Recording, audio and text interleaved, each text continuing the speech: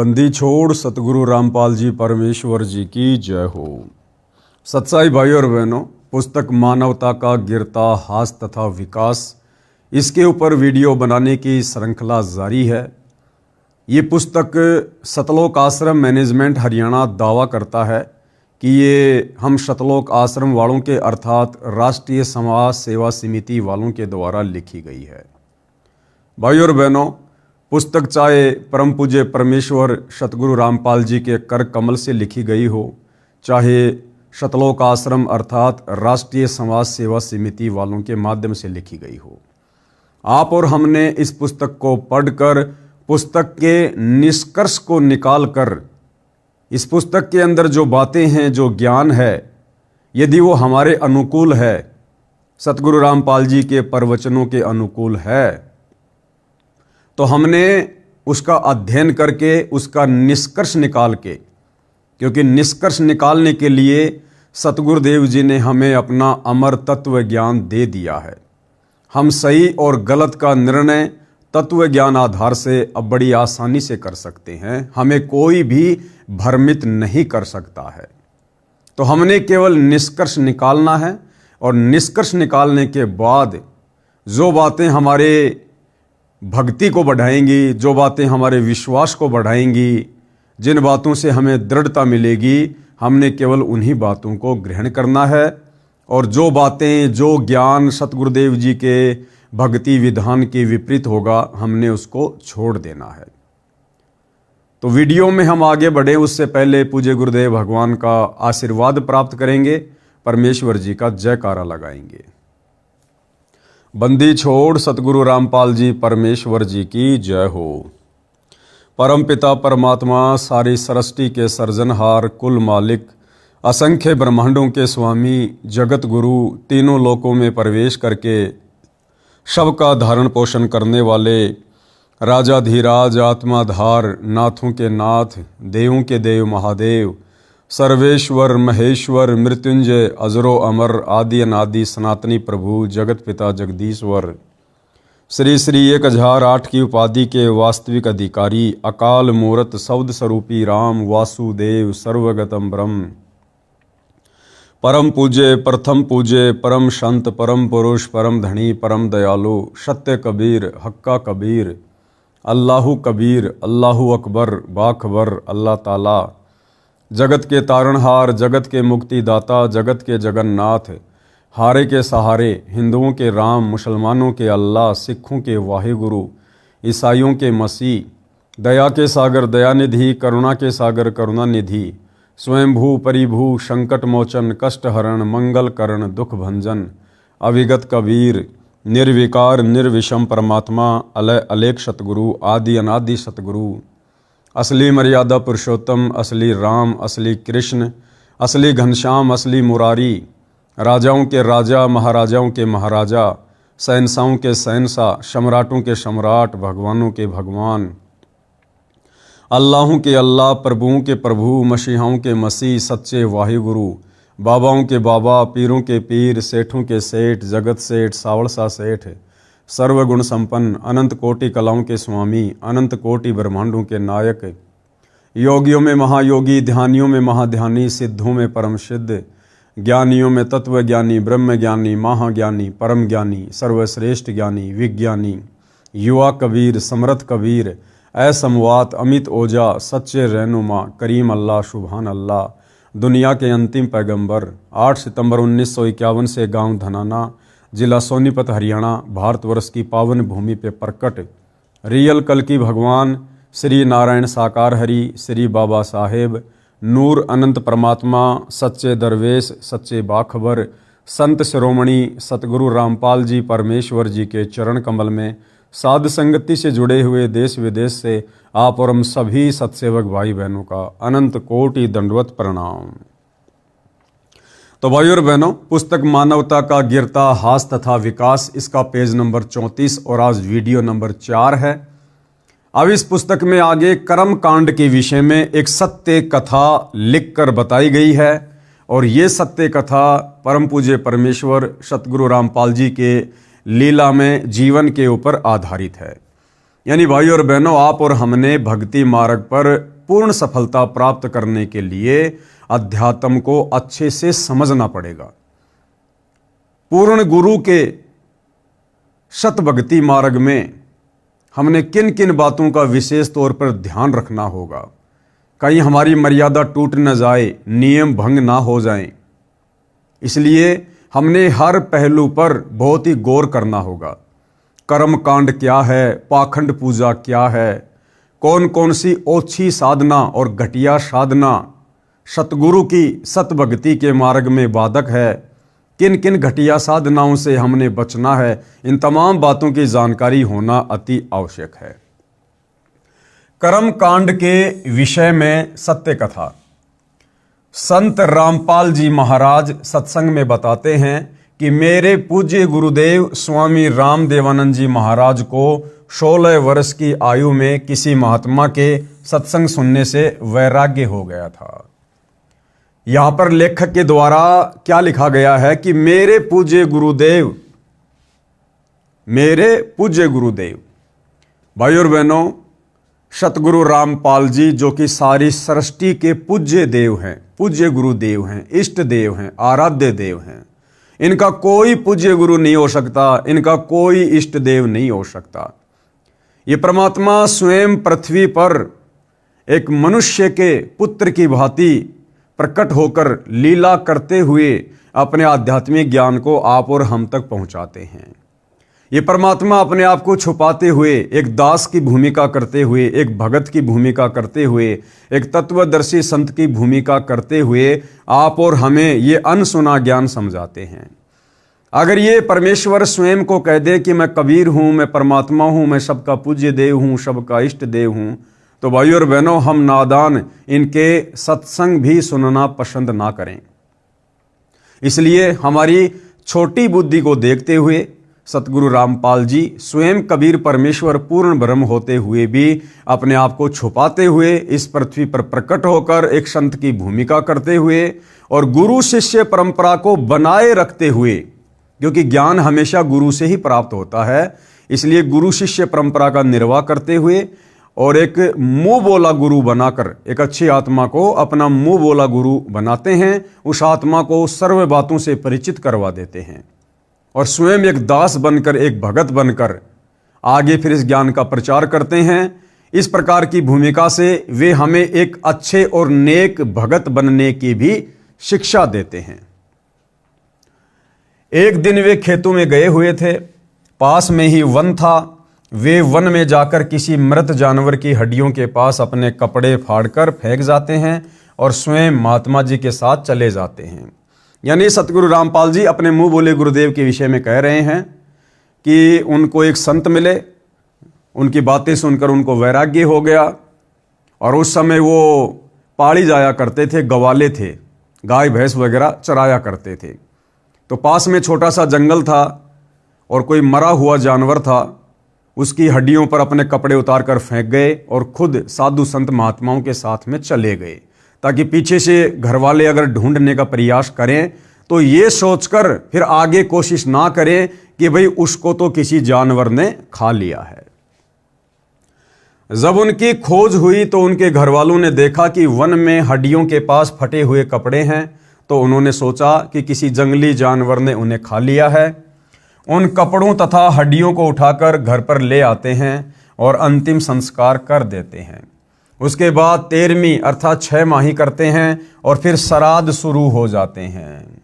यानी हमारे नकली धर्म गुरु, उन्होंने फिर भ्रमित करना शुरू कर दिया कि उसकी अकाल मृत्यु हुई है, उसको जानवर ने खा लिया है। और फिर वो कर्म कांड, वो पाखंड पूजा जो आम समाज में वर्तमान में भी जोर शोर से प्रचलित है, वो शुरू करवा दी गई। कहने का मतलब है इंसान जिंदा है, लेकिन हमारे धर्मगुरुओं ने जिस प्रकार से आप और हमारे से शास्त्र विरुद्ध साधना करवा रखी है, उस शास्त्र विरुद्ध साधना के चलते उस जिंदा व्यक्ति के भी श्राद्ध निकलवाने शुरू हो जाते हैं। जब मेरे पूज्य गुरुदेव बहुत बूढ़े हो चुके थे तो वे एक बार घर पर गए। तब उन घर वालों को ये पता चला कि ये जीवित है और घर छोड़कर चले गए थे। उन्होंने बताया कि जब ये घर छोड़कर चले गए थे तो इनकी खोज हुई, वन में इनके कपड़े मिले, उनके पास कुछ हड्डियां पड़ी थी। तो हमने सोचा कि किसी जंगली जानवर ने इनको खा लिया है और उन कपड़ों तथा हड्डियों को घर पर लाकर अंतिम संस्कार कर दिया। यानी किसी गीदड़ की हड्डियों को, किसी बकरी की हड्डियों को, यानी अन्य जानवर की हड्डियों को इंसान की हड्डियां समझकर, अस्थियां समझकर और उसका अंतिम संस्कार कर दिया गया।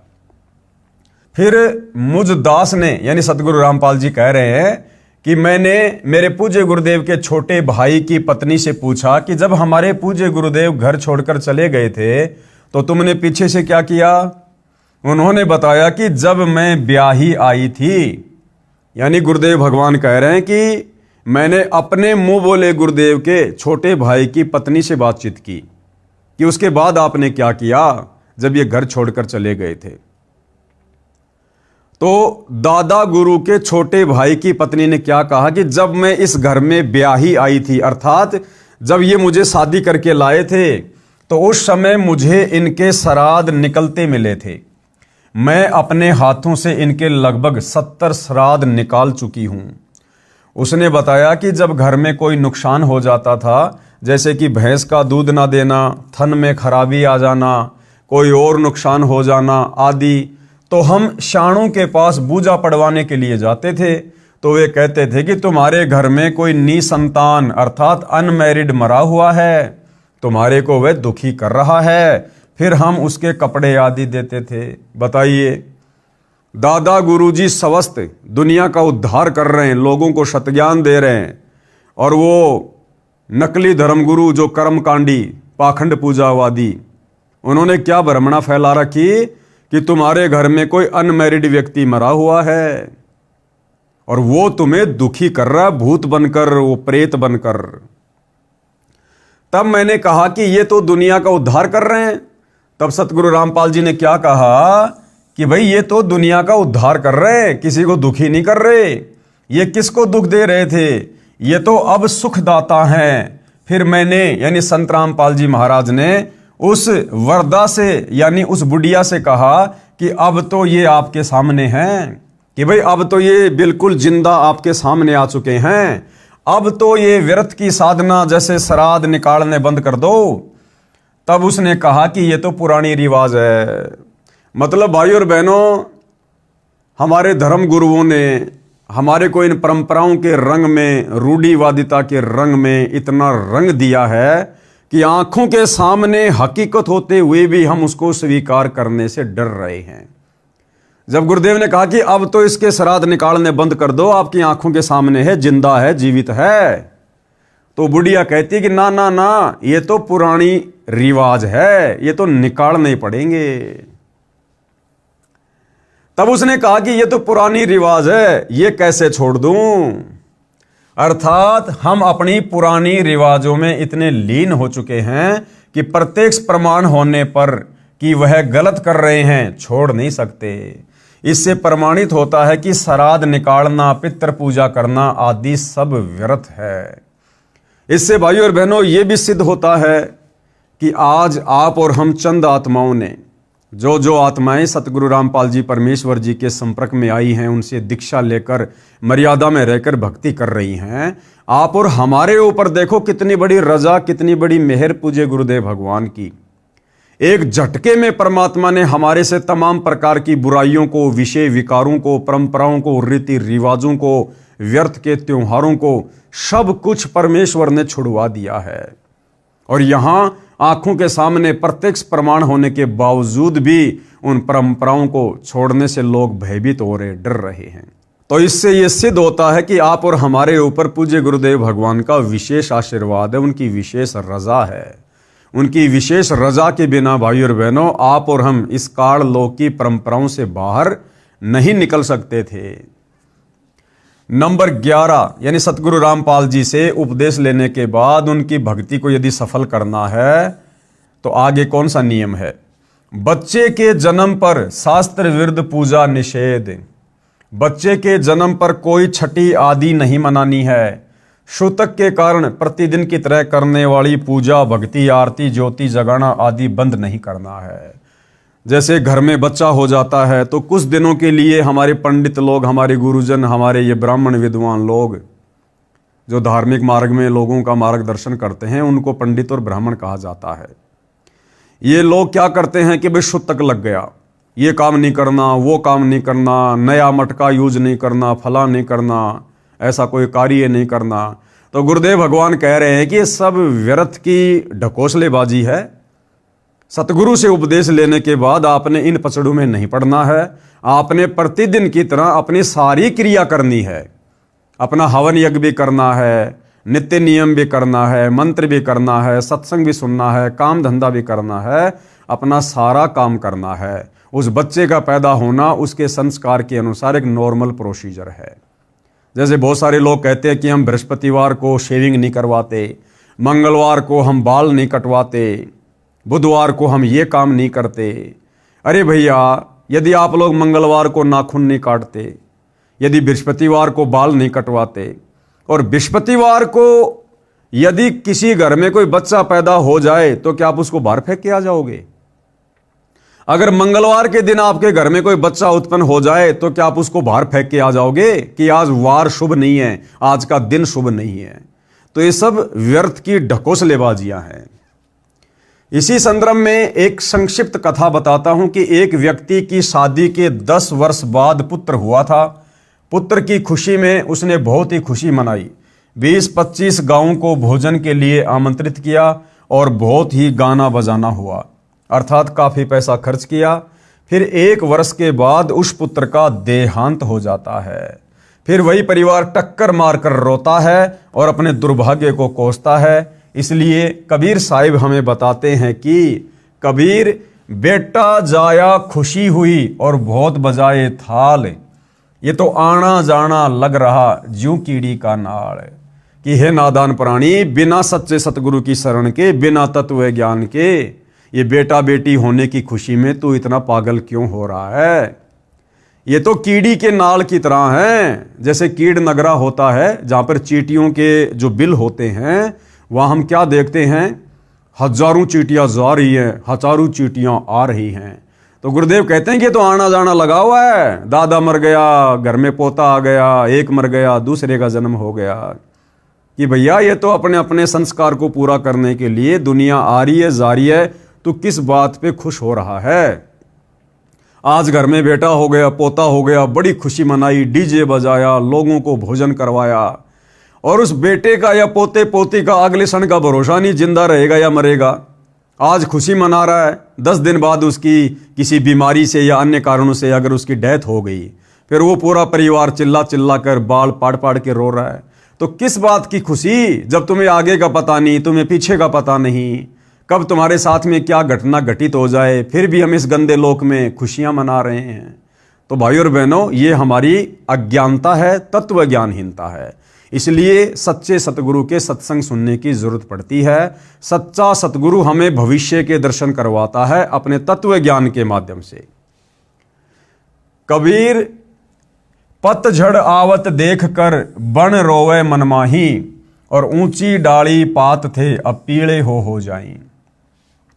कबीर, पात झड़नता यूक है, सुन भई तरवर राय, अब के बिछुड़े नहीं मिले, न जाने कहां गिरेंगे जाए।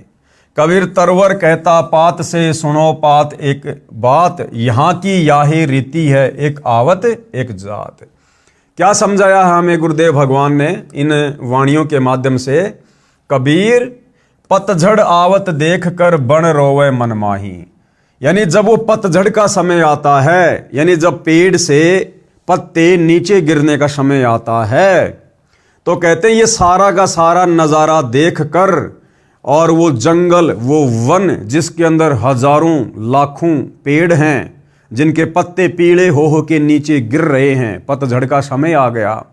अब वो वन मन ही मन में रो रहा है और कह रहा भाई पतझड़ का समय आ गया, अब तो मेरे जितने भी पेड़ हैं इनके सारे पत्ते नीचे गिर जाएंगे। पतझड़ आवत देखकर बन रोवे मनमाही, ऊंची डाली पात थे अब पीले हो जाई। कि ये जंगल कितना हरा भरा था, हजारों पेड़ थे, इनके इतने पत्ते थे, और अब ये सब एक एक करके नीचे गिरते जा रहे हैं। इसी प्रकार गुरुदेव हमें उदाहरण दे रहे हैं कि घर में कोई बूढ़ा व्यक्ति है, कोई वृद्ध व्यक्ति है, और जब उसका समय निकट आता है, जब उसकी मृत्यु का दिन निकट आता है, तो वो सोचता है कि मैंने क्या किया पूरी जिंदगी में, अब समय आ गया, अब मुझे यहाँ से जाना पड़ेगा, ये पूरा परिवार मुझे छोड़कर जाना पड़ेगा, पोते पोतियाँ, बेटा बेटियाँ, उनकी बहुएं, ये सारी संपत्ति, खेत खलिहान, ये सब मुझे छोड़ के जाना पड़ेगा, यानी हरा भरा परिवार मुझे छोड़कर जाना पड़ेगा। कबीर पात झड़नता यूं कहें सुन भई तरवर राय, और अब के बिछुड़े नहीं मिले न जाने कहाँ गिरेंगे जाए।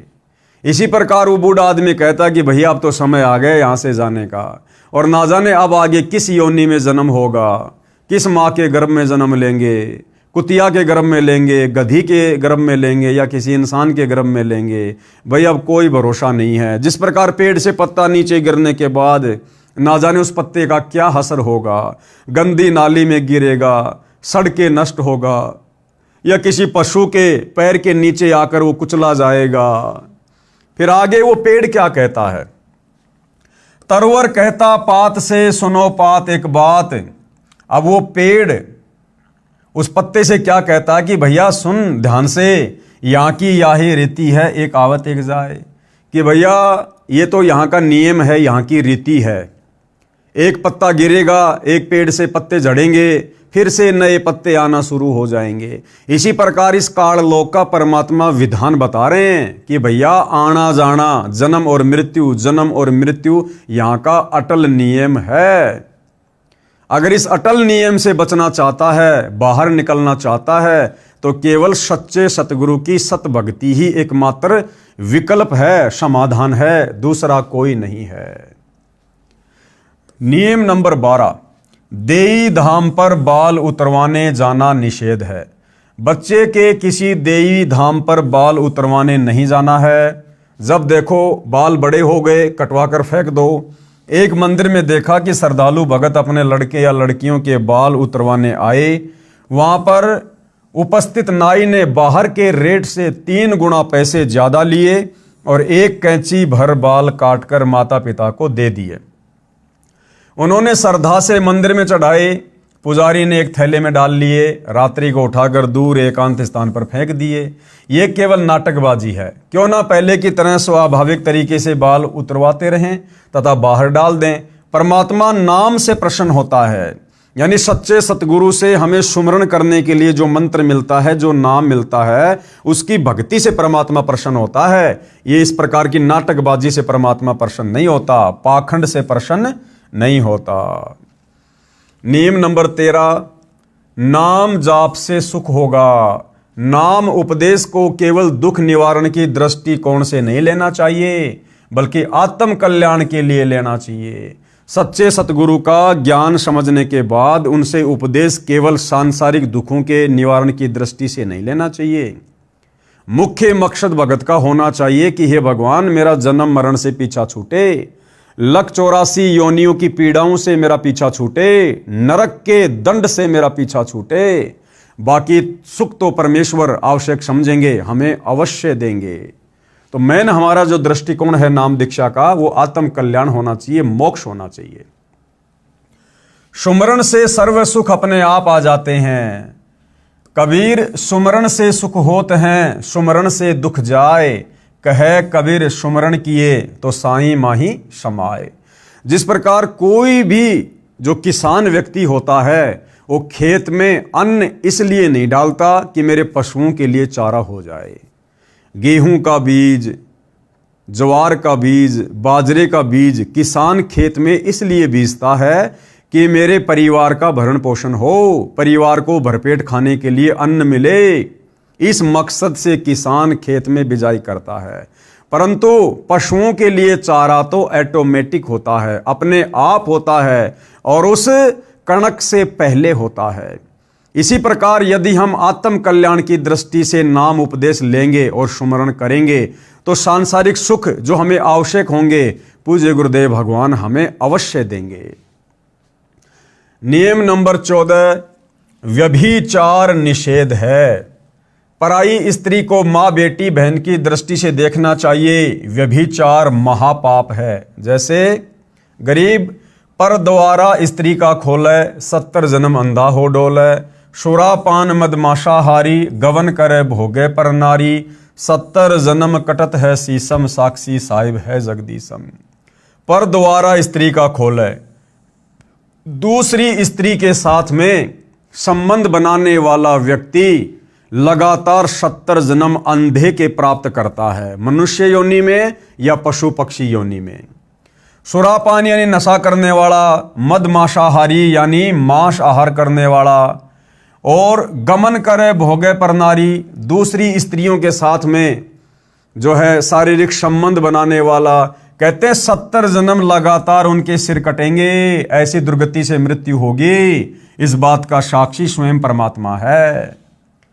पर नारी ना परसियो, कबीर परमेश्वर कहते हैं कि दूसरी स्त्री के साथ में कभी भूलकर भी शारीरिक संबंध ना बनाना। मानो वचन हमार भवन चतुर्दश तास सिर त्रिलोकी का भार, कि उस नीच व्यक्ति के ऊपर तो 3 लोक का भार यानी पाप कर्मों का भार रखा जाएगा, जो व्यक्ति पर स्त्री गमन करता है। पर नारी ना परसियो सुनो शब्द सल्तंत, धर्मराय के खंभ से अर्धमुखी लटकंत। ऐसे दुराचारी व्यभिचारी नीच व्यक्ति को धर्मराज के दरबार में नरक में औंधे मुंह लाल खंबे से बांधकर लटकाया जाएगा। ऐसी भयंकर यातनाएं दी जाती हैं। नियम नंबर 15, निंदा सुनना व करना निषेध है। यानी भक्ति मार्ग में किसी की निंदा चुगली करना या सुनना बिल्कुल मना है। अपने गुरु की निंदा भूल कर भी न करें और न ही सुने। सुनने से अभिप्राय है, यदि कोई आपके गुरुजी के बारे में मिथ्या बातें करें तो आपने लड़ना नहीं है, बल्कि यह समझना चाहिए कि यह बिना विचारे बोल रहा है, अर्थात झूठ कह रहा है। गुरु की निंदा सुने जो काना, ताको निश्चय नरक निदाना। और अपने मुख निंदा जो कर ही शुकर श्वान गर्भ में पड़ी। यानी जो व्यक्ति अपने गुरु की निंदा सुनता है, जैसे कोई हमारे पूज्य गुरुदेव भगवान के बारे में उल्टी सीधी बातें करें। अब भाइयों और बहनों, आप और हमें तो अपने भगवान के बारे में अच्छे से पता है, लेकिन जो अनजान व्यक्ति हैं, नादान व्यक्ति हैं, काल प्रेरित हैं, वो तो किसी भी महापुरुष के विषय में कुछ भी ऊट पटांग बातें कर सकते हैं। जैसे कोई गुरुदेव भगवान के गांव के आसपास का हो, उनकी रिश्तेदारियों का कोई व्यक्ति हो जो उनसे ईर्ष्या करता हो, कभी हमसे टकरा जाए, ना जाने क्या क्या बातें कहेगा। अरे मैं अच्छे से जानता हूं तुम्हारे गुरु को, रामपाल को, हाँ हमारा खेत और उनका खेत बिल्कुल आसपास है। पहले जेई की नौकरी करता था, फलाना दिखना। अरे मेरे साथ में बैठ के बीड़ी पिया करता था, उल्टी सीधी बातें करते थे, हम ताश खेला करते थे, ये था वो था, लड़कियों पर उल्टी सीधी नजरें रखा करते थे हम दोनों। अरे मेरे साथ में पढ़ा करता था तेरा गुरु, मैं जानता हूं कितना का अच्छा है। तो भाइयों और बहनों, ये काल चाहेगा कि हमारे मन में गुरुजी के प्रति कोई शंका पैदा हो जाए, कोई विक्षेप पैदा हो जाए।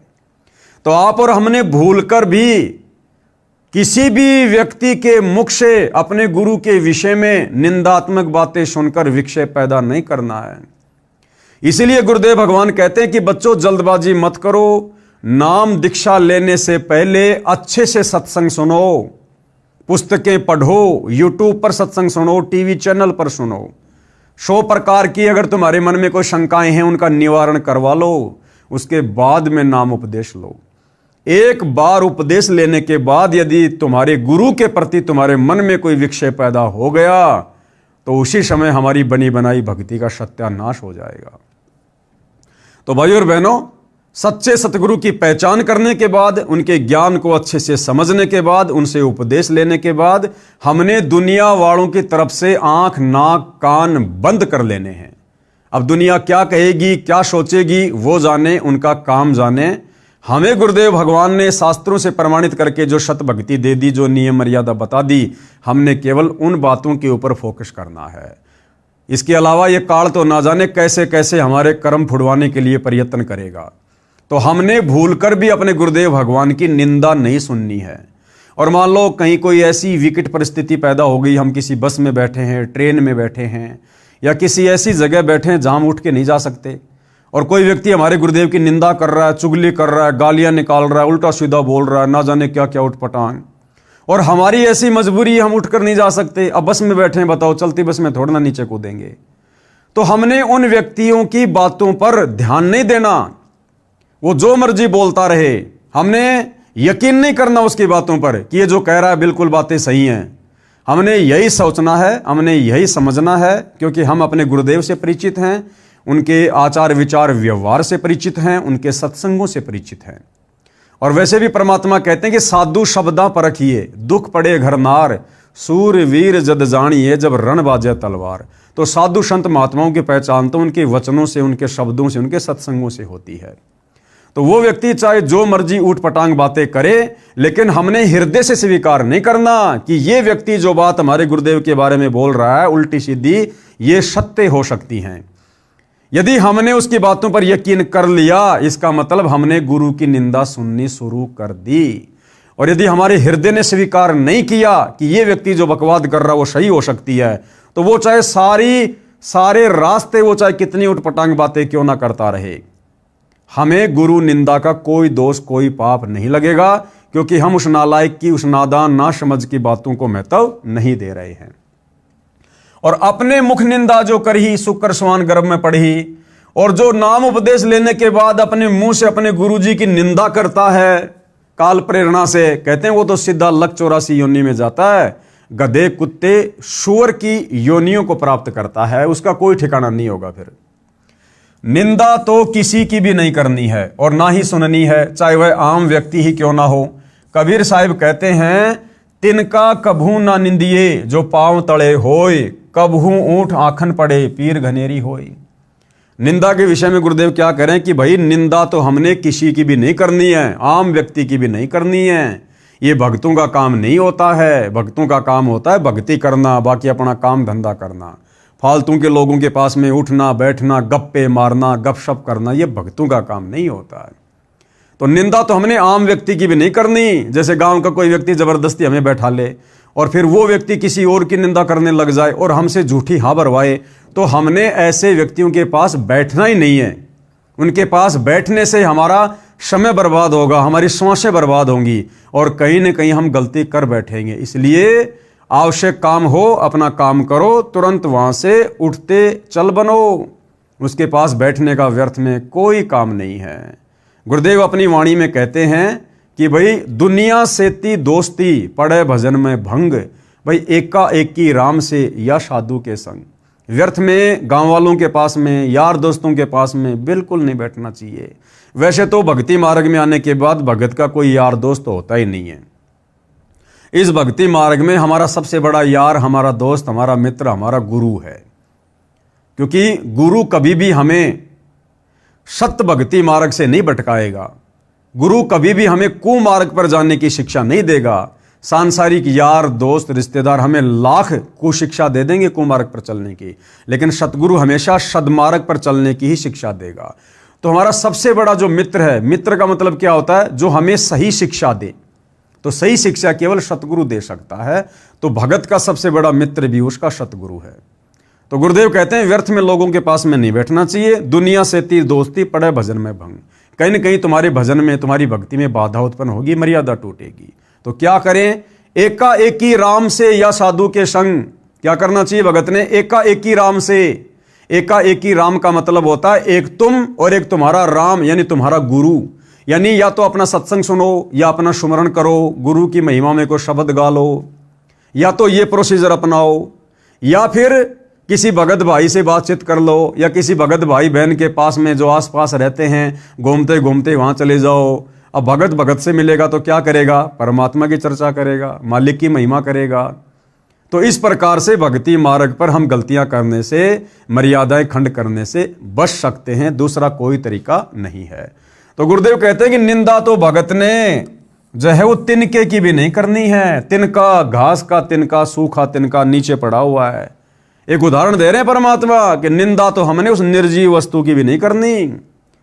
तिनका कभू न निंदिए जो पांव तले होए, कब ओठ आंखों में गिरे फिर दर्द घनेरा होए। वो तिनका जिसकी आपने निंदा कर दी, ना जाने कब हवा के झोंके से ऊपर उठकर तेरी आंख में गिर जाए, बहुत ज्यादा पीड़ा हो जाएगी। तो जीते जागते इंसान की निंदा चुगली फिर कितनी हानिकारक होगी, ये विचार करने की बात है। नियम नंबर 16, गुरु दर्श की महिमा, यानी गुरुदेव के दर्शनों की महिमा। गुरुदेव के दर्शनों से कितना लाभ। सत्संग में समय मिलते ही आने की कोशिश करें तथा सत्संग में नखरे यानी मान बढ़ाई करके नहीं आवें, अपितु अपने आप को एक बीमार समझ कर आवें। यानी सत्संग में हमने किस भाव से जाना चाहिए। देखो भाई और बहनों, सतगुरु रामपाल जी स्वयं पूर्ण ब्रह्म परमेश्वर हैं, कबीर देव हैं, अंतर्यामी हैं, जानी जान हैं। हमने सत्संग में जाते समय, और वैसे भी भाई और बहनों देखो, भगत का तो नियम होता है, भगत नखरे नहीं करता, मान बढ़ाई नहीं करता है, ज़्यादा चटकीले भड़कीले दिखावटी कपड़े, शौक में, फैशन में इन चीज़ों को धारण नहीं करता। अगर करता है तो अभी उसके अंदर भक्ति प्रवेश नहीं है, अभी वो पूर्णतया भगत नहीं है। जिस प्रकार एक रोगी व्यक्ति डॉक्टर के पास में किस प्रकार से जाता है, वो चाहे कितने पैसे वाला हो, कितना धनी हो, कितना बड़ा अधिकारी हो, वो एक रोग कटवाने की दृष्टि से डॉक्टर के पास जाता है। उस समय उसको कोई अभिमान, कोई अहंकार नहीं होता है। डॉक्टर जैसा उसको आदेश देता है वो वही बैठ जाता, वही लेट जाता है, वैसा ही करता है। इसी प्रकार सत्संग में जाते समय भगत ने भी इसी प्रकार से मतलब व्यवहार करना चाहिए। अपने आप को जन्म मरण का सबसे बड़ा रोगी समझना चाहिए। सबसे बड़ा रोगी, यदि मेरी किसी भी हरकत से मेरे गुरुदेव भगवान के दिल को जरा भी ठेस पहुंची तो मेरा जन्म मरण का रोग नहीं कटेगा, फिर मैं गधा कुत्ता शुअर बनता डोलूंगा, नरक में ठोका जाऊंगा, फिर क्या बनेगी मेरे साथ। फिर गधा कुत्ता शुअर बनूंगा तब ये मान बढ़ाई, नखरे, ये चौंचलेबाजी, ये नाटकबाजी, ये पद प्रतिष्ठा, मान बढ़ाई, अहंकार फिर कहाँ जाएगा ये। तो भगत ने इस प्रकार से आगे का भविष्य देखकर इस ज्ञान आधार से फिर भगत ने अपनी दैनिक क्रियाओं को करना है। जैसे बीमार व्यक्ति चाहे कितने ही पैसे वाला हो, चाहे उच्च अधिकारी हो, जब अस्पताल में जाता है तो उस समय उसका मकसद केवल रोग मुक्त होना होता है। जहां डॉक्टर लेटने को कहे लेट जाता है, बैठने को कहे बैठ जाता है, बाहर जाने का निर्देश मिले बाहर चला जाता है, फिर अंदर आने के लिए आवाज आए चुपके से अंदर आ जाता है। ठीक इसी प्रकार यदि आप सत्संग में आते हो तो आपको सत्संग में आने का लाभ मिलेगा, अन्यथा आपका आना जाना बिल्कुल निष्फल हो जाएगा। ठीक इसी प्रकार सत्संग में भगत को जहां बैठने को कहा जाए वहीं बैठ जाए, जो खाने को मिल जाए उसे परमात्मा कबीर साहिब की रजा से प्रसाद समझकर खाकर प्रसन्न चित्त रहे। नखरेबाजी ना करे कि भगत जी मेरे को तो आपने ठंडी रोटी दे दी, उस भगत को अचार दे दिया, मेरे को तो दिया ही नहीं है। इस प्रकार की नखरेबाजी सत्संग में नहीं चलती। जो आपके भाग्य में आपके सामने परोसा जा रहा है उसको अपने गुरुदेव भगवान का प्रसाद मानकर ग्रहण कर लीजिएगा। कबीर संत मिलन को चालिए तज माया अभिमान, जो जो कदम आगे रखे वो ही यज्ञ समान।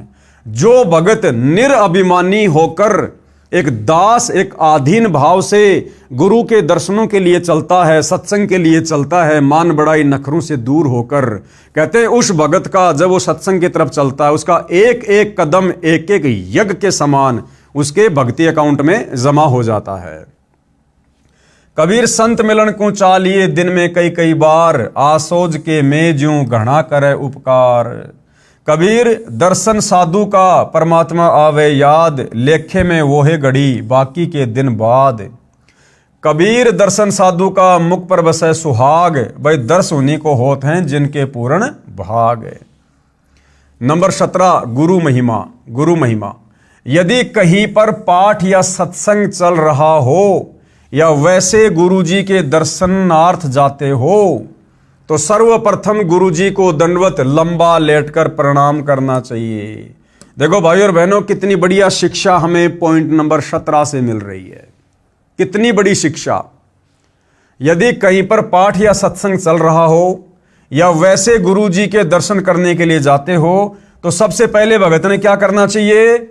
गुरु जी को दंडवत लंबा लेटकर प्रणाम करना चाहिए। वर्तमान में सतलोक आश्रमों में क्या हो रहा है? भगत आश्रम में जा रहे हैं, सत्संग में जा रहे हैं, सामने गरीबदास जी की फोटो है, दादा गुरु जी की फोटो है, दाढ़ी मूंछ वाले कबीर की फोटो है, और भगत क्या करते हैं? सबसे पहले जाकर किसी भी फोटो को दंडवत प्रणाम कर देते हैं। अरे भैया ऐसा नहीं। वक्त गुरु, जो प्रेजेंट गुरु है, वो हमारा परमात्मा है, हमारा कबीर है, हमारा सब कुछ है।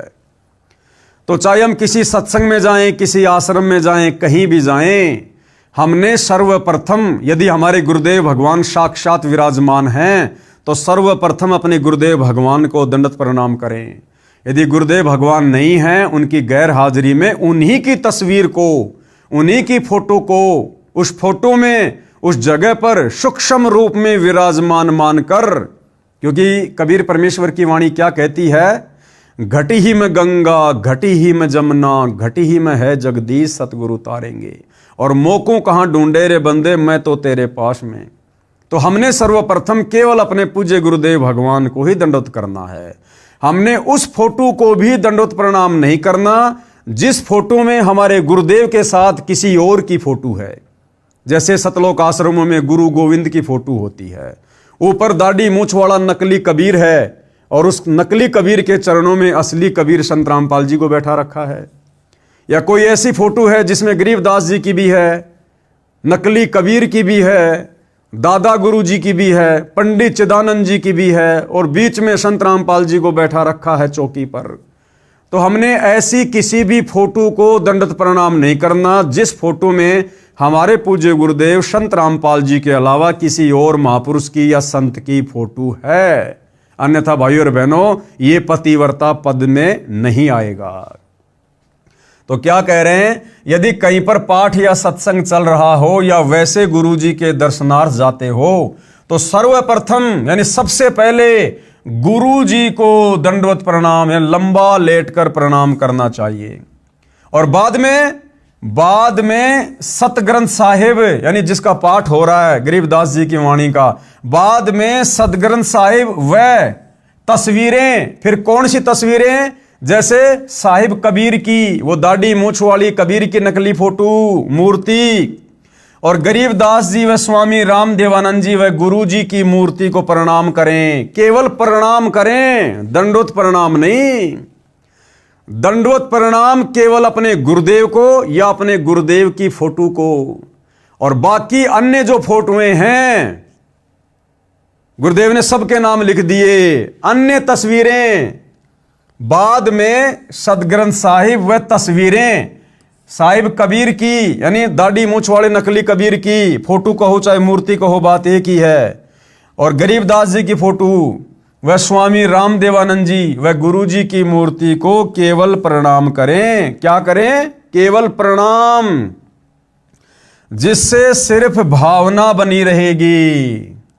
मूर्ति पूजा नहीं करनी है, केवल प्रणाम करना पूजा में नहीं आता। ये तो भगत की श्रद्धा को बनाए रखने में सहयोग देता है। पूजा तो किसकी करनी है? पूजा तो वक्त गुरु। अब वक्त गुरु कौन है भाई? वर्तमान में वक्त गुरु कौन है? सतगुरु रामपाल जी हैं वक्त गुरु वर्तमान में। तो पूजा भगत ने किसकी करनी है? केवल अपने गुरु की, अपने गुरु को अपना इष्ट मानकर, अपना भगवान मानकर। पूजा तो वक्त गुरु व नाम मंत्र की करनी है, यानी जो दीक्षा गुरुदेव भगवान देंगे उसका फिर मर्यादा में रह के डट के सुमर करना है, जो पार लगाएगा। कबीर गुरु गोविंद दोऊ खड़े काके लागू पाए, बलिहारी गुरु आपने जिन गोविंद दियो मिलाए। गुरु और गोविंद दोनों खड़े, तो कह रहे सबसे पहले किसको दंडवत करोगे? अपने गुरु जी को। कबीर गुरु बड़े हैं गोविंद से। गुरु को गोविंद यानी भगवान से भी बड़ा बताया गया है, क्योंकि असल में गोविंद ही गुरु का रूप धारण करके पृथ्वी पर आते हैं। भाई मन में देख विचार, यानी तत्वदर्शी संत के सत्संगों को सुनकर विचार कर, और हरि सुमरे सो रह गए और गुरु भजे होय पार। कबीर हरि के रूठ त्या गुरु की शरण में जाए। कबीर गुरु जो रूठ गए तो वो भगवान भी नहीं करेगा सहाय। कबीर सात समुद्र की मसी करूं, लेखनी करूं बन राय, और धरती का कागज करूं तो गुरु गुण लिखा न जाए। नियम नंबर 18 क्या कहता है? मांस भक्षण निषेध है।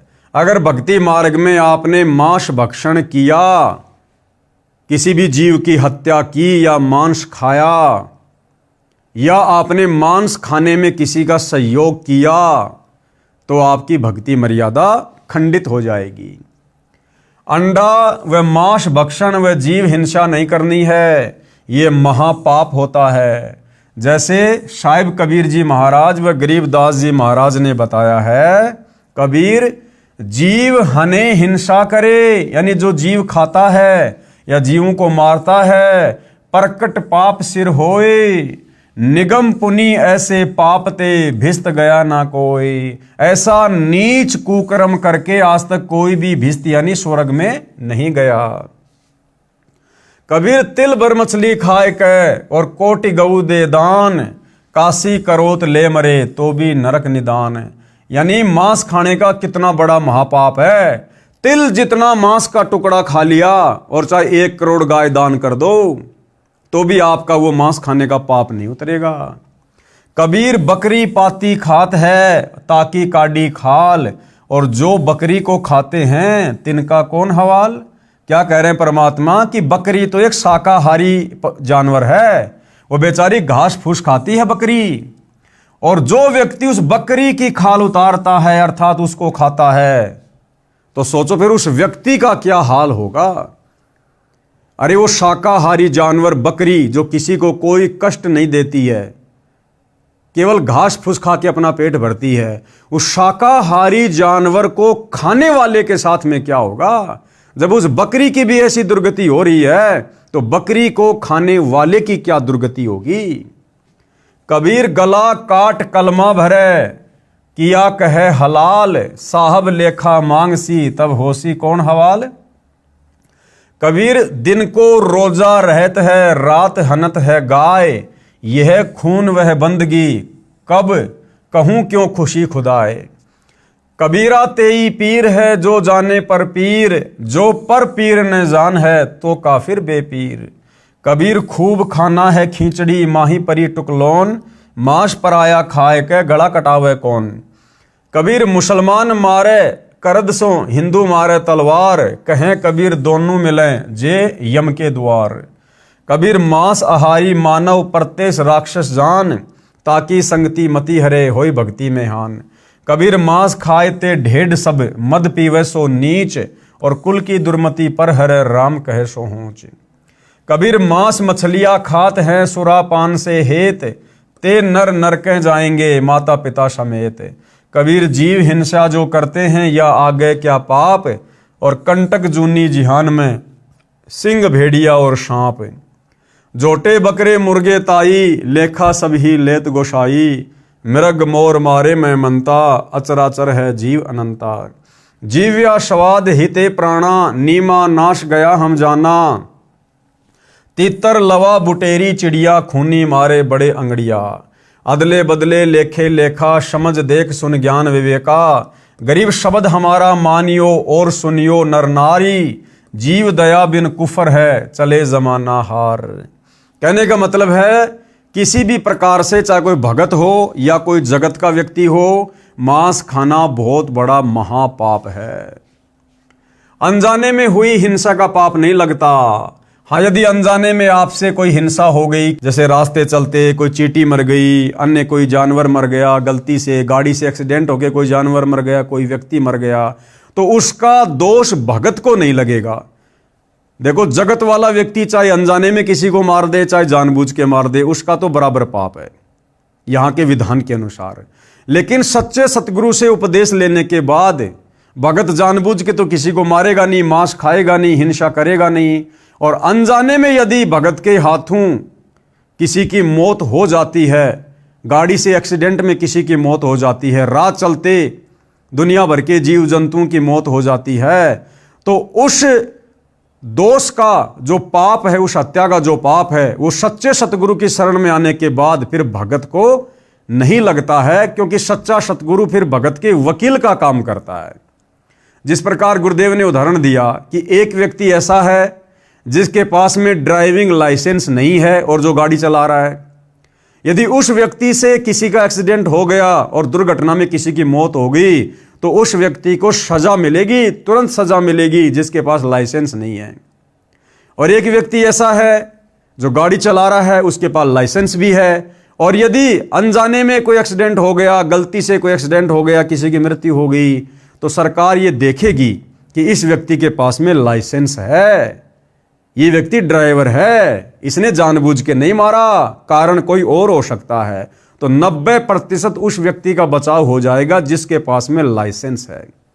तो इसी प्रकार जो सतगुरु का हंस है, सतगुरु का भगत है, और जिसके पास सतगुरु का वो मंत्र रूपी लाइसेंस है, जिसने उपदेश ले रखा है, उस व्यक्ति का सतगुरु वकील बनकर धर्मराय के दरबार में उसका मुकदमा लड़ता है, उसका बचाव करता है। वो दोष सतगुरु उसके ऊपर नहीं लगने देता। इच्छा कर मारे नहीं, बिन इच्छा मर जाए।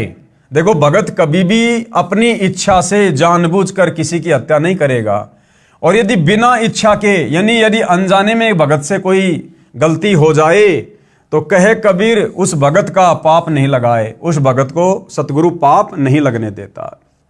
नंबर 19, गुरुद्रोही का संपर्क निषेध। अब सबसे पहले यह जानना होगा कि गुरुद्रोही कौन होता है जिसके संपर्क में आने से परमात्मा हमें मना कर रहे हैं। परमेश्वर ने हमें गुरुद्रोही की परिभाषा बताई। गुरुद्रोही सब कोई कहे, गुरुद्रोही न जाने कोई, गुरु से बैर ईर्ष्या करे, गुरुद्रोही कावे सोई। कौन कौन व्यक्ति गुरुद्रोही की श्रेणी में आते हैं? जो व्यक्ति आपके गुरु की निंदा करता है, चुगली करता है, गालियां निकालता है, विरोध करता है, जो गुरु की भक्ति नहीं करता, या भक्ति करता था लेकिन भक्ति छोड़ दी, उसके बाद गुरु का विरोधी बन गया, या गुरु के ज्ञान के विरुद्ध खुद भी चल रहा है, दूसरे भक्तों को भी चला रहा है, मर्यादा तोड़वा रहा है, ऐसा व्यक्ति भगत होने के बावजूद भी गुरुद्रोही की श्रेणी में आता है। तो ऐसे लोगों के संपर्क में ना आने की सलाह परमात्मा हमें दे रहे हैं।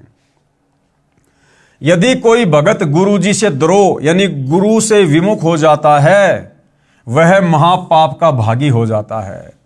यदि किसी को मार्ग अच्छा ना लगे तो अपना गुरु बदल सकता है। यदि वह पहले वाले गुरु के साथ बैर व निंदा करता है तो वह गुरुद्रोही कहलाता है। ऐसे व्यक्ति से भक्ति चर्चा करने में उपदेशी को दोष लगता है, उसकी भक्ति समाप्त हो जाती है। अब समस्या आएगी भाई, यदि घर में कोई गुरुद्रोही हो गया तो, जैसे घर में 5 सदस्यों ने नाम ले रखा है और एक व्यक्ति गुरुद्रोही हो गया, तो गुरुदेव की इस वाणी के अनुसार क्या हम उसके संपर्क में ना रहें? क्या हम उसकी कोई भी बात ना माने? ऐसा नहीं कहा परमात्मा ने। भक्ति मार्ग से संबंधित यदि वो कोई चर्चा करता है तो उसकी बातें नहीं सुननी है, क्योंकि गुरुद्रोही क्या चर्चा करेगा? गुरु जी के बारे में उल्टा सीधा बोलेगा, निंदा चुगली करेगा। तो हमने उनकी उन बातों को नहीं सुनना है, हमें हाँ नहीं भरनी है। बाकी घर का कोई काम है, खेती बाड़ी का काम है, बच्चों से संबंधित कोई काम है, और कोई सलाह वगैरह लेना है, तो उस गुरुद्रोही व्यक्ति से घर का सदस्य होने के नाते हम परामर्श भी लेंगे, सलाह मशवरा भी हम करेंगे, और घर गृहस्थी से संबंधित कोई बात मानने योग्य होगी हम उसकी बात को मानेंगे भी। लेकिन भक्ति मार्ग में यदि वो कोई उटपटांग बात करेगा तो हमने बिल्कुल भी उससे संपर्क नहीं करना। संपर्क करने का मतलब है उसकी बातों को सुनना नहीं है, अनदेखा कर देना है। अपना कोई काम धंधा करने लग जाओ, वो भोगता रहेगा, बड़बड़ करता रहेगा।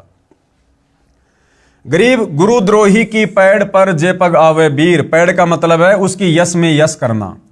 और 84 निश्चय पड़े सतगुरु कहे कबीर। कबीर जान बूझ सांची तजे करे, झूठ से ने जाकी संगत है प्रभु शौपन में भी ना दे। अर्थात गुरुद्रोही के पास जाने वाला भक्ति रहित होकर नरक व लक 84 जूनियों में चला जाता है। गुरुद्रोही के पास जाने का मतलब है गुरुद्रोही की बातों में यश करने वाला।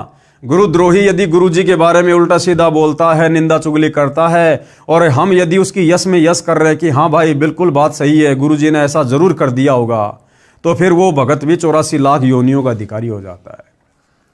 आगे क्या नियम है भक्ति को सफल करने के लिए? नियम नंबर 20, जुआ निषेध। जुआ ताश कभी नहीं खेलना चाहिए। देखो, जुआ और ताश खेलने से क्या नुकसान है?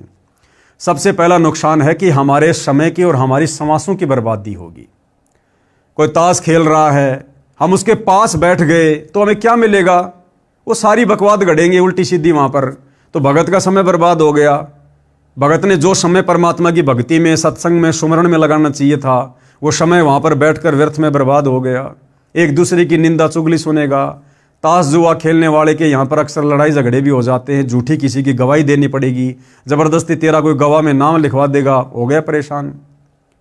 और दूसरी बात, गुरु का वचन हो गया कि भगत ने जुआ और ताश नहीं खेलना, उनके पास भी नहीं बैठना। अब यदि हम खेलना तो दूर, यदि उनके पास भी जाकर बैठ गए तो भी गुरु वचन टूट गया, और गुरु वचन टूटने से भाई और बहनों फिर हमारी दुर्गति अवश्य होगी, हम फिर मोक्ष प्राप्त नहीं कर सकते। दूसरा, एक जुए के खेल ने महाभारत का युद्ध करवा दिया, सर्वनाश करवा दिया कौरवों का और पांडवों का। 18 करोड़ सेना मरवा दी एक जुए ने। जुआ ताश कभी नहीं खेलना चाहिए। कबीर मांस बखे और मद पीवे, यानी मांस खाने वाला व्यक्ति, शराब पीने वाला व्यक्ति, कोई भी नशा करने वाला व्यक्ति, और धन वैश्या से खाए, और लड़कियों से वैश्यावर्ती करवाकर जो व्यक्ति धन कमाता है, और जुआ खेलने वाला, ताश खेलने वाला और चोरी करने वाला, परमात्मा कहते हैं इनके तो अंत में दुर्गति होती है, इनका तो सर्वनाश होता है। आगे भक्ति मार्ग में क्या क्या निषेध है? नियम नंबर 21, नाच गान निषेध है। किसी भी अवसर पर नाचना, गाना, ठुमके लगाना, खुशी जाहिर करना, ये बिल्कुल निषेध है। किसी भी प्रकार के खुशी के अवसर पर, जैसे घर में कोई ब्याह, शादी, विवाह, जन्मदिन, पार्टी, किसी भी प्रकार के खुशी के अवसर पर नाचना व अश्लील गाने गाना भक्ति भाव के विरुद्ध है। जैसे एक समय एक विधवा बहन किसी खुशी के अवसर पर अपने रिश्तेदार के घर पर गई हुई थी। सभी खुशी के साथ नाच गा रहे थे, परंतु वह बहन एक तरफ बैठकर प्रभु चिंतन में लगी हुई थी। फिर उनके रिश्तेदारों ने उनसे पूछा कि आप ऐसे क्यों निराश बैठे हो? वह भी हमारी की तरह नाचो, गाओ और खुशी मनाओ। इस पर वह बहन कहती है कि किसकी खुशी मनाऊं? भाई किस बात की खुशी मनाऊं? मुझ विधवा का एक ही बेटा था, वह भी भगवान को प्यारा हो चुका है, अब क्या खुशी है मेरे लिए? ठीक इसी प्रकार इस काल के लोक में प्रत्येक व्यक्ति की स्थिति है। यहां पर गुरु नानक देव जी की वाणी है, ना जाने काल की कर डारे, किस विधि डल जा पासावे, जिनाते सिरते मौत खुड़क दी उन्हानू केड़ा हंसावे। कि भाई एक पल में ये काल बली ना जाने क्या घटना घटित कर दे। पूरा का पूरा परिवार जो किसी मंदिर में, मस्जिद में, किसी धार्मिक स्थान पर या ब्याह शादी में गाड़ी में बैठकर डीजे बजाते हुए, फिल्मी गानों का आनंद लेते हुए, इधर उधर की बातें करते हुए जा रहे हैं, अचानक से गाड़ी एक्सीडेंट हो जाए, गाड़ी किसी गहरी खाई में गिर जाए, किसी नदी नाले में गिर जाए, पूरा का पूरा परिवार मर जाए या कुछ सदस्य मर जाएं, अब बताओ किस बात की खुशी मना रहे थे? भविष्य का एक सेकंड का पता नहीं क्या हमारे साथ में क्या घटित हो जाए, और इस गंदे लोक में हम खुशी मना रहे हैं। तो भाई आंखें खुलेंगी गुरु के सत्संग सुनने से, गुरु के वचन सुनने से। बाकी तो पूरी दुनिया काल की गोद में बैठी है, अंधी होके चल रही है। तो आदरणीय नानक जी कहते कि ना जाने काल की कर डारे, ये काल ना जाने अचानक से क्या कर दे, किस विधि डल जा पासावे, न जाने कौन सी तरफ पासा पलटी खा जाए, और जिनादे सिरते मौत खुड़क दी, जिस आदमी के सिर के ऊपर कच्चे धागे से तलवार बांध के लटका रखी हो, वो आदमी कैसे हंसी खुशी मना सकता है जिसको पल पल अपनी मौत दिखाई दे रही हो? फिर सच्ची खुशी क्या है? क्या बताया नानक जी ने? साध मिले साड़ी शादी होंदी।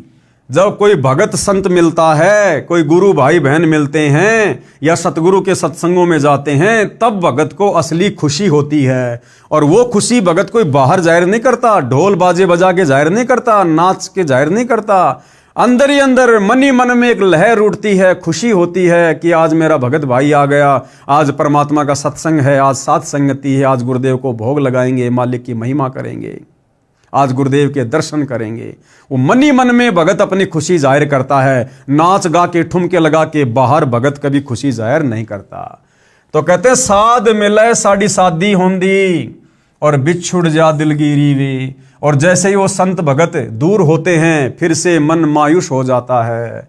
अख दे नानक सुनो जिहाना, मुश्किल हाल फकीरी। कि भाई भगत की राह, भक्ति की राह बड़ी कठिन है।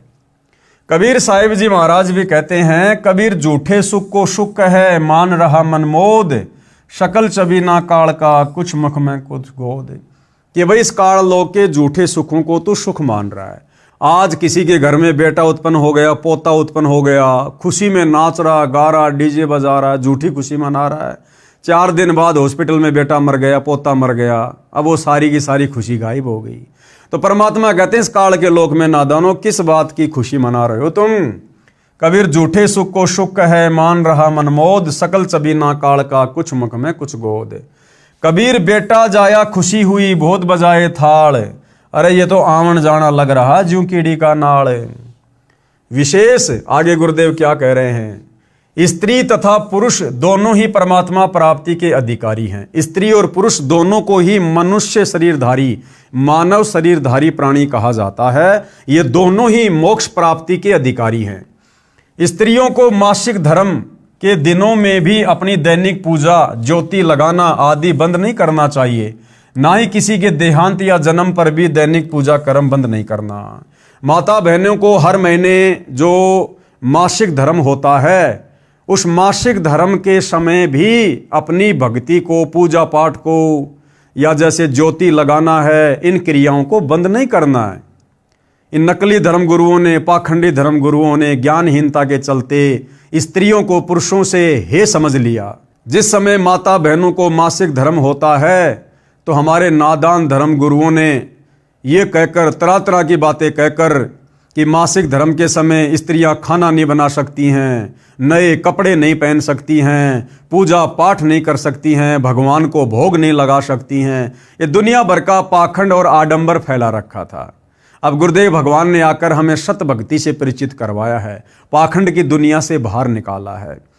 तो हम जितने भी सतगुरु रामपाल जी परमेश्वर जी के फॉलोवर हैं, उनके भगत हैं, वो चाहे स्त्री है, चाहे पुरुष है, चाहे किसी भी प्रकार की कोई भी समस्या है, मासिक धर्म तो छोड़ो, अगर घर में किसी की मृत्यु हो जाए, चाहे अकाल मृत्यु हो, चाहे किसी बच्चे की मृत्यु हो, चाहे किसी वृद्ध की मृत्यु हो, हम भक्तों ने तीनों समय की आरती करना, सत्संग सुनना, ज्योत लगाना, यानी कोई भी धार्मिक क्रिया हमने नहीं छोड़नी है। चाहे सांसारिक रीति रिवाज के हिसाब से, चाहे सूतक हो, चाहे पातक हो, चाहे कुछ भी हो, क्योंकि हमारा कल्याण भगवान की भक्ति से होगा।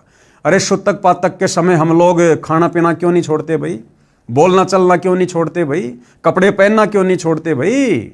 ये सूतक पातक के समय भक्ति क्यों छोड़ रहे हैं? क्योंकि ये काल का षड्यंत्र है, काल का जाल है, और हमने काल के अनुसार नहीं, काल के बाप अकाल सतगुरु रामपाल जी के अनुसार चलना है। नोट, जो भक्त जन इन 21 सूत्रीय आदेशों का पालन नहीं करेगा उसका नाम समाप्त हो जाएगा। अब देख लो भाई और बहनों, पूरे 21 नियम आप जियों को इस पुस्तक मानवता का गिरता हास तथा विकास के अंदर बता दिए, समझा दिए गए हैं। अब आप जी खुद ही विचार कर लेना, अगर इन 21 नियमों में से आपने एक भी नियम तोड़ा तो आपका प्रथम नाम नहीं चलेगा। आपके प्रथम नाम से आपको कोई किसी प्रकार का लाभ नहीं मिलेगा, आपकी मर्यादाएं खंडित मानी जाएंगी। ये 21 सूत्रीय नियम प्रथम उपदेश वाले भगत के लिए लागू होते हैं, और जब आपको दूसरा नाम सतनाम मिलेगा उसके बाद आपको 34 नियम और मिलेंगे। इन नियमों के अलावा 34 नियम और मिलेंगे, और जो व्यक्ति उन 34 नियमों में रहकर भक्ति नहीं करेगा उसका सतनाम नहीं चलेगा। यदि अनजाने में कोई गलती भी हो जाती है तो वह माफ हो जाती है, अनजाने की गलती माफ है। भगत ने नाम दीक्षा ले ली, अब एकदम से तो सारा ज्ञान समझ नहीं पाएगा, तो जब तक उसको सतनाम नहीं मिलता है, और यदि अनजाने में उसने कोई गलती कर दी, अनजाने में भले किसी ने धोखे से उसको शराब पिला दी हो ठंडे में मिलाकर, किसी ने उसको मांस खिला दिया हो धोखे से, तो अनजाने में हुई गलती का कोई दोष परमात्मा ने नहीं बताया, उस भगत का नाम खंडित नहीं होता है। फिर भी कोई शंका है तो गुरुदेव ने शुद्धिकरण का ऑप्शन दिया हुआ है, वापस अपने गुरुदेव के पास जाकर उनसे समायाचना करके सारी बातें बता के फिर से गुरुदेव का आशीर्वाद प्राप्त करो, फिर से नाम उपदेश ले लो जैसा गुरुदेव कहें। बाकी जानबूझ के यदि हम सांची तजेंगे, गलती करेंगे, तो फिर हमारा नाम कोई काम नहीं करेगा। यदि अनजाने में कोई गलती हो जाती है वह माफ हो जाती है, और यदि जानबूझ कर कोई गलती की है तो वह भगत नाम रहित हो जाता है, उसकी सदस्यता भंग कर दी जाती है, यानी सतगुरु से उसका कनेक्शन कट जाता है। इसका समाधान यही है कि गुरुदेव जी से समायाचना करके दोबारा नाम उपदेश लेना होगा, आप जी को पुनः सदस्यता प्राप्त होगी। अगर नाम खंडित भी हो गया तो किससे याचना करनी है? अपने गुरु जी से, गुरुदेव जी से समायाचना करके। और वर्तमान समय में आज 2026 है, गुरुदेव हिसार जेल में बैठे हैं। जगह जगह सतलोक आश्रम वालों ने, इन राष्ट्रीय समाज सेवा समिति वालों ने अपने धार्मिक धंधे के लिए नाम दीक्षा केंद्र खोल रखे हैं, आश्रम खोल रखे हैं। रोजाना हजारों की संख्या में भगत वहां जाकर नाम शुद्ध करवा रहे हैं। अरे नादानो, गुरुदेव का विधान क्या है? अगर आपने गलती भी कर दी है, नाम भी खंडित हो गया है जाने अनजाने में, तो नाम शुद्ध करवाने से पहले साक्षात अपने गुरुदेव से प्रार्थना करनी पड़ती है। अब बताओ, वर्तमान में गुरुदेव तिहाड़ जेल में बैठे हैं और तुम हजारों की संख्या में रोजाना नाम शुद्ध करवा रहे हो। अरे कौन है जो तिहाड़ जेल में जाकर अपने गुरुदेव से आज्ञा लेकर फिर नाम शुद्ध करवा रहा है? तो भाइयों और बहनों, ये वर्तमान में गुरुदेव की गैर हाजिरी में नाम दीक्षा के अंदर खोल खोल कर, ये फर्जी सतलोक आश्रम खोल खोल कर जो पाखंड, जो धार्मिक धंधा चल रहा है, ये बिल्कुल मिथ्या है, बेकार है, इसका कोई औचित्य नहीं है किसी भी प्रकार से। पुस्तक ज्ञान गंगा की भूमिका, यानी जो ज्ञान गंगा पुस्तक पूज्य गुरुदेव भगवान के द्वारा लिखी गई है, यानी गुरुदेव भगवान के सत्संगों का जो संग्रह है। पहले ये ज्ञान गंगा पुस्तक एक दूसरी पुस्तक के रूप में समाज में वितरित की जाती थी लोगों को ज्ञान समझाने की दृष्टि से। पहले ज्ञान गंगा पुस्तक का नाम था भक्ति सौदागर को संदेश, यानी जो व्यक्ति भक्ति का सौदा करना चाहते हैं उनके लिए परमात्मा की तरफ से संदेश। उसके बाद भक्ति सौदागर पुस्तक का नाम बदलकर ज्ञान गंगा रख दिया गया है। तो यहां पर ज्ञान गंगा पुस्तक की थोड़ी सी भूमिका बताई जा रही है, समझाई जा रही है। इस भूमिका के ऊपर भाई और बहनों हम अगली बार वीडियो बनाएंगे, यानी जो नेक्स्ट वीडियो होगा वो इस भूमिका के ऊपर होगा। तो आज के वीडियो में केवल इतना ही। पूज्य गुरुदेव भगवान हम सबको आज्ञा दे, आशीर्वाद दे, सद्बुद्धि दे। बंदी छोड़ सतगुरु रामपाल जी परमेश्वर जी की जय हो।